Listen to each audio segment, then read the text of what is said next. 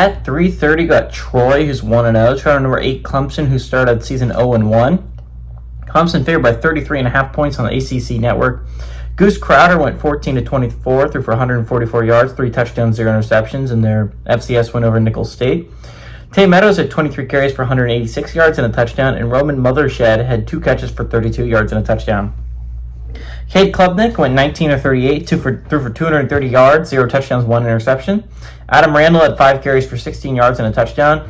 And Brian Westcott Jr. had 4 catches for 66 yards. Clemson is 2-0 against Troy all-time in 2011 and 2016, although it was a 6-point game in 2016, so it was pretty close when they played them in 2016. I picked Clemson for the college football playoffs. Clemson was my national championship pick. And I'm still riding or dying with that pick, right? I absolutely still believe Clemson is a team that can win a national championship. I think they played a really tough LSU team. An LSU team, by the way, I have in my college football playoff. And after this week, I think they might be the team to beat or the second best team in the SEC, right? They started out with them. They lost by 7. It wasn't that bad. But there's problems, and there are problems that need to be fixed rather quickly if you're Clemson. You could not run the football against LSU. That's a problem. That's a big problem. That is not a problem that you can just ignore. You have to be able to run the football effectively. That was the big question heading into the year, and week 1 did not answer it. Well, it did. It just in a negative way for Clemson. Shipley is gone. Who is going to step up?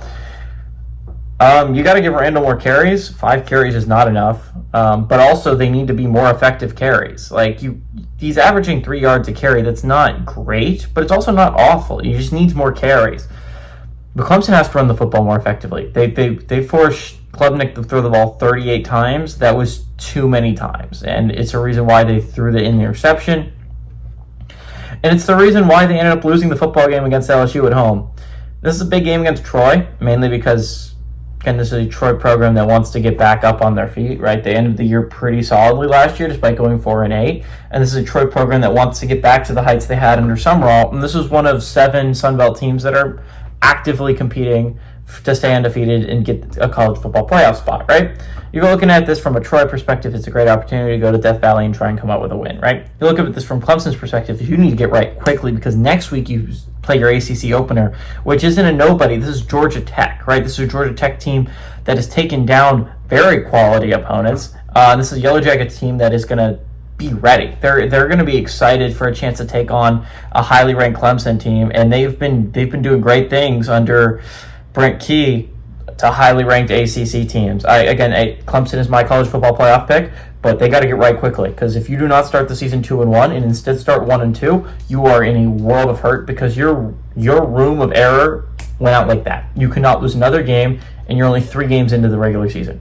You cannot lose not only this game, you have to win next week against Georgia Tech. This is a great get-right game for Clemson. I think they rolled Troy. I don't think Troy is that great of a football team. And I think Clemson wins, and I think Clemson covers in this one.